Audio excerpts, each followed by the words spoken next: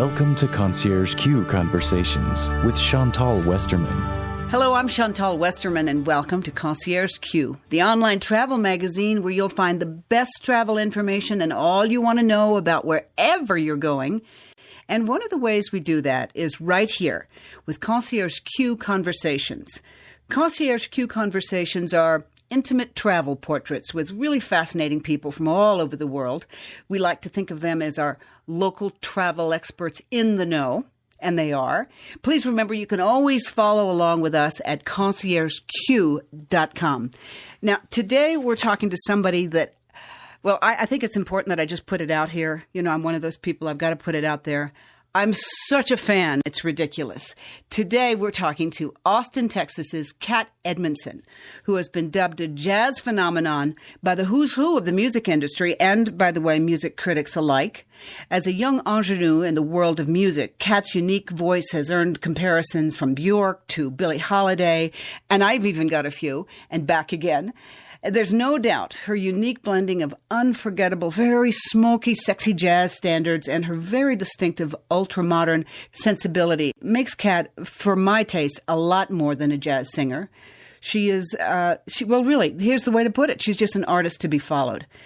In 2009, Kat's infectious single called Lucky, which was the first tune I heard her sing, was introduced internationally on Steven Spielberg's hit Showtime program, The United States of Tara. Kat's debut album, Take to the Sky, and by all means go out and get it, Take to the Sky was released to stellar reviews absolutely everywhere. And before I even introduce you to Kat, let me give you just a few seconds of her music. So take a listen. Life is just a dream. Ooh, lucky you. Lucky, lucky me. Life is just a dream. Lucky you. Lucky, lucky me. And with that, I say hello, Kat. Hi, Chantal. How are you, my friend? Oh, I'm so wonderful. And if you could see me, you'd see that I am blushing. Because I'm such a fan. Well, it's true. Thank you so much. You're welcome. You know, I'm someone who loves the old tunes. I love Billie Holiday. I love Blossom Dearie. I was a huge fan of Blossom Dearie. And I love the kind of music that, let's say, people like John Coltrane and Johnny Hartman used to sing. Have you ever listened to any of that Johnny Hartman, John Coltrane music? Oh, absolutely. I love that ballads record that they did together. Well, I want to hear you sing someday You Are So Beautiful. Because isn't that you? Yeah. How well do I know you? So my first question is, you know, I think it's so important when you have a gift and a voice like yours. In order to give it away, there has to be a time when you realized you were good enough to give it away. You were good enough to get up on the stage. And I think so many artists have so much self-doubt in the beginning, but I so wonder when you said, yeah, this is good. I can do this. You know, it's interesting. I actually recall feeling that way perhaps at the age of 5. It was a quiet confidence that I carried for many years. And by the time that I began pursuing music, it was a great foundation, if you will, because I suppose I had meditated for so long on what it was that I was going to do, that when it came time to do it, I wasn't really doubting a lot. And was there someone who believed in you early on? You know how we all have to have someone who says you can do it. Do you remember that person? It doesn't have to be a parent. Sometimes it's odd. It's a teacher. It's a friend. But someone who really believed in you. Well, yeah, I remember my dear friend, Neil Price, my very good friend from high school. He and I were in Austin. He was going to college, and I had just made the decision to drop out of school to pursue music. And he was the only one at the time that thought that it was a good idea. In fact, he was all for it. I love that. And he just knew where I was bound, and everyone else was concerned. Of course, my mother was really concerned, and she is now she's such a supporter and always has been. But even she was worried when I said I'm leaving school. But he saw my vision the same way I did. Yeah, it's crucial to have people around you who see your vision, isn't it, when you're beginning? It is. And I have to say, perhaps I started doubting more than I did in the beginning. Once reviews started coming out, I had to learn how to handle criticism and people that didn't understand what I was doing. And more self-doubt came into play there. But it's all strengthening because it's something that one learns to overcome in this business and continue on, because you ask, why am I doing this? And it's because you love it. And that's the only reason why. When you were putting together Take to the Sky, which is your first album, and I love saying your first album because for me, that tells me there'll be a second and a third and a fourth and a fifth, which will all be in my CD player. What was the challenge you had, the greatest challenge in choosing the tunes that went on your first album? I was looking for the best vehicles to do what it was that I was trying to do with that album, and that was specifically to take jazz tunes and put them in a pop context, and take pop tunes and put them in the jazz context, and really question the definition of a standard. What is a standard? And because I noticed when I started singing jazz music, and people my age weren't relating to the music that I was singing necessarily. They thought it was the music that their parents listened to or their grandparents listened to. To them, it was the equivalent of a black and white picture that maybe moves a little too slowly for their eye. And so I really wanted to present the notion that this is all popular music. It's essentially pop music. It's standards. It's beautiful song writing. And that's what I wanted to emphasize. Yeah, and you have to be courageous. I'm so intrigued by your saying you learn at an early age, at least in your musical career, to understand and accept the criticism, because maybe there are people who think, God, she's so young and hip, she should be standing on a stage screaming and doing a lot of that rock music today. But you're so suited for this. You're so perfectly suited for this. How did you get past any, and of course me, I can't imagine you getting critical, at least criticizing reviews. What did you do with that? Oh, well, I just, I remember occasionally being really hung up on certain things that people said, but just as any other time in life, when somebody rubs you wrong, I had to sit and consider maybe their perspective and where they were coming from, and that their reasoning behind, their behavior, and just that we're all different, and to disregard the good opinion of others. It really came down to, well, am I really doing this to please them, or am I doing this to please me? And was I following my heart? And if I'm not following my heart, then it's really hard to get past the criticism, because it's speaking to my ego. But if I'm really doing what feels right to me, then no one can tell me that it's wrong, Yes. I'm someone who's always interested, especially with musicians, in those tiny moments that only you experience. One of them might be, for example, standing on a stage performing. And in Austin, there's so many incredible people who have performed on stages in Austin and beyond, by the way. I don't mean to limit it just to Austin. But have you ever had a moment, Kat, where you're standing on a stage and you realize one of your idols has stood there at one point and had that moment of, oh my goodness, I can't believe I'm here? Oh, what a great question. Well, I was on the stage at Disney Hall in LA this summer. And in fact, one of my idols was standing on the stage a few minutes prior introducing me, and it was Lyle Lovett. And so many people have played since Disney Hall has opened. And not only that, the architecture is so beautiful, and I really appreciate Gary's designs, and that was really magical for me to be standing in the room that he had designed. That was I remember feeling in that room and singing in that room like it was very transcending. I felt.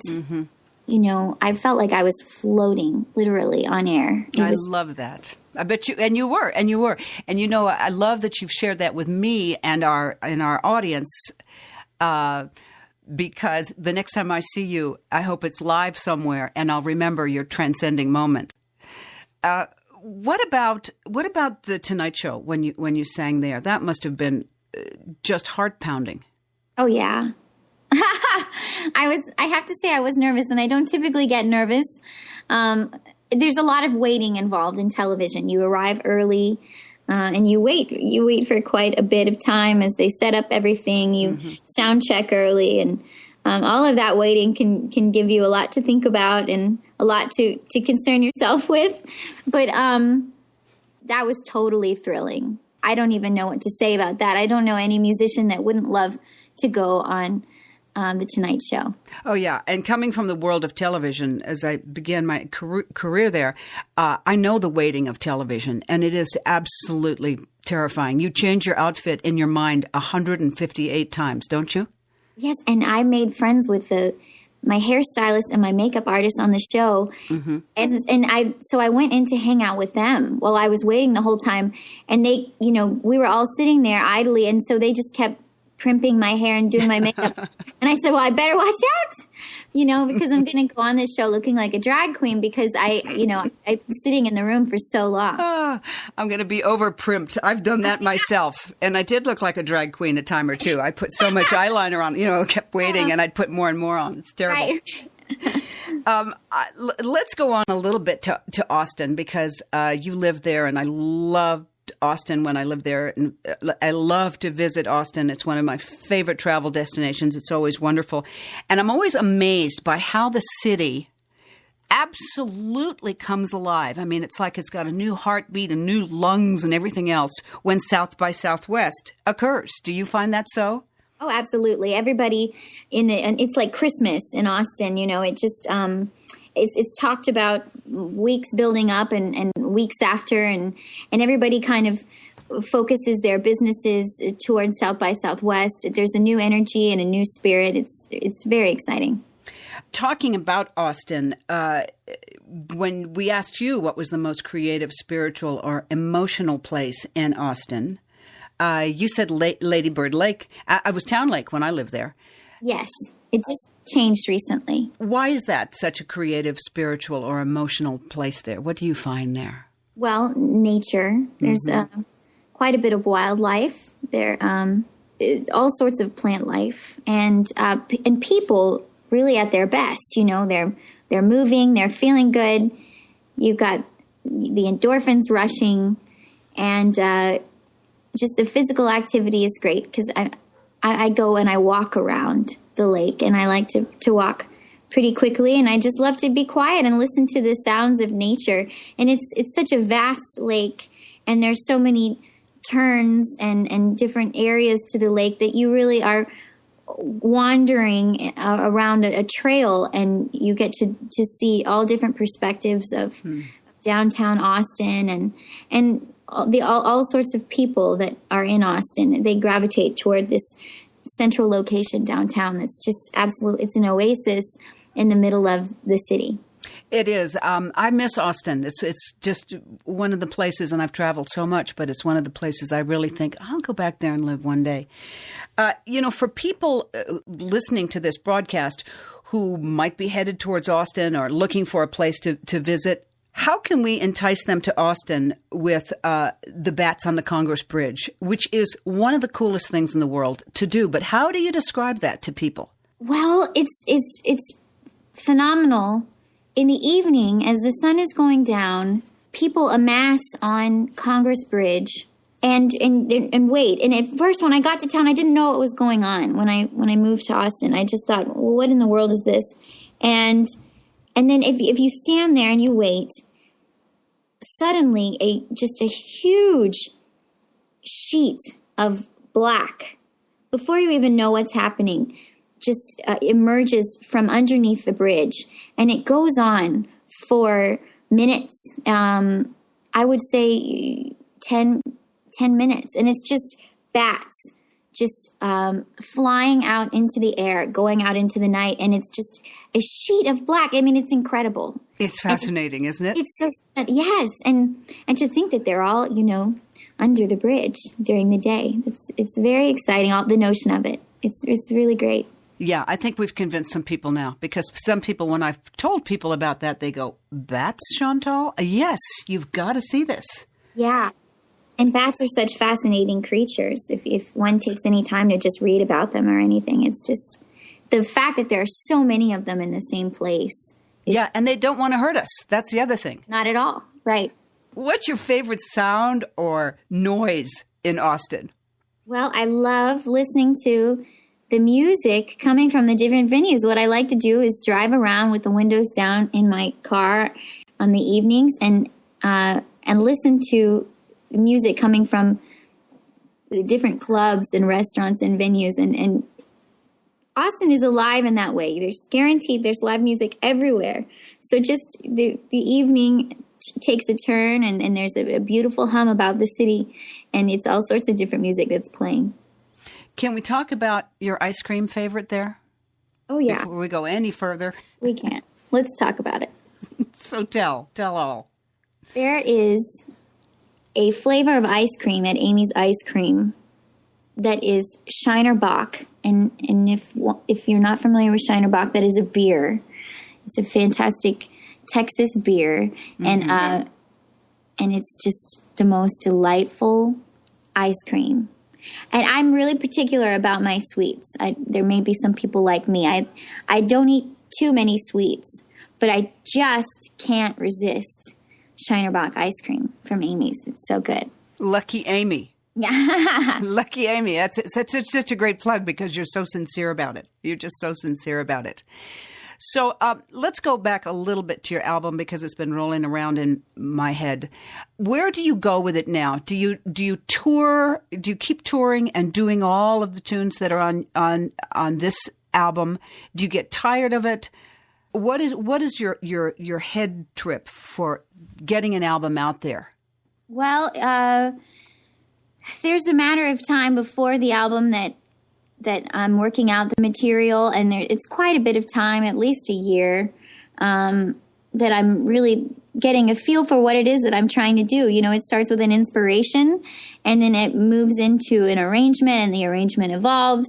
And of course, I'm talking about several different tunes, so there's a lot of development. Then once the album is released, I've already been working with the music quite a bit, and then after the album, I play that music and play those arrangements pretty much like they are on the album for about a year. But most recently, Chantal, I've been working on my second album. I've been in the studio recording, and so about this time last year, I started working on the arrangements for that. And I've been working on this material now, and that's where my head has been. It's been with the next album that I have coming up.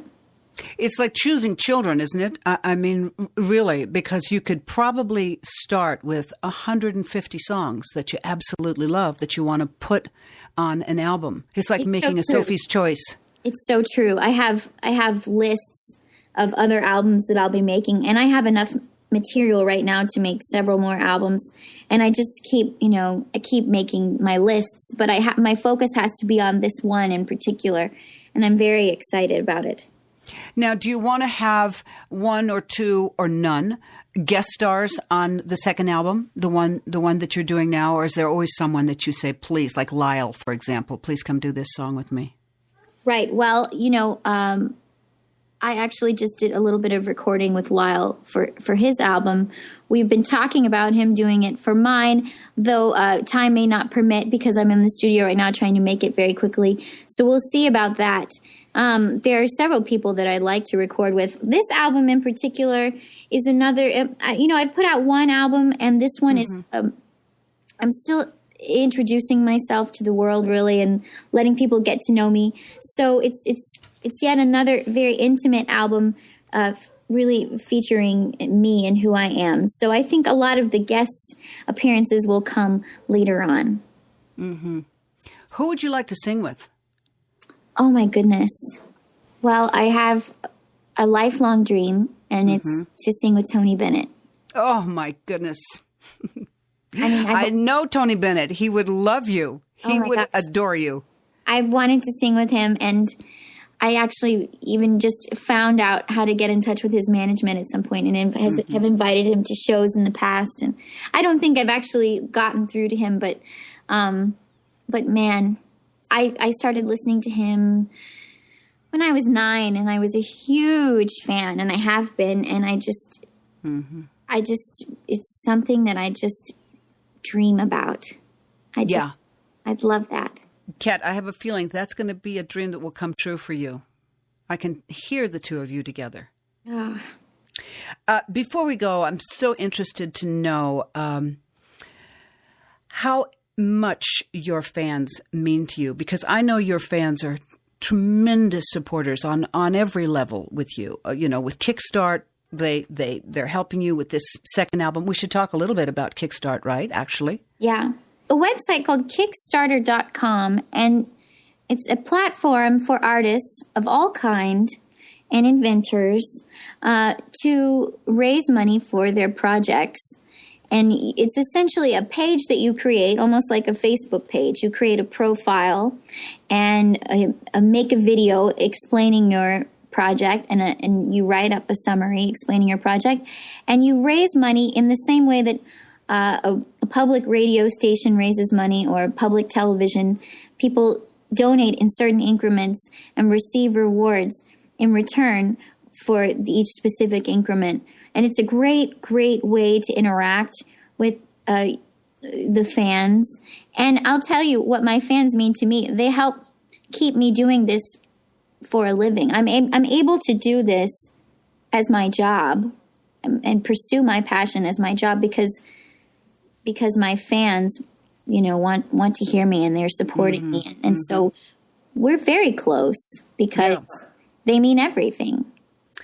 Speaking of which, to bring it back round again to Tony Bennett, if you've seen him, and of course you have seen him a million times, sing, he always stops to talk to the fans. To this day, he shakes hands and he hugs. He's so, so in touch with his fans, never loses that connection after all these years.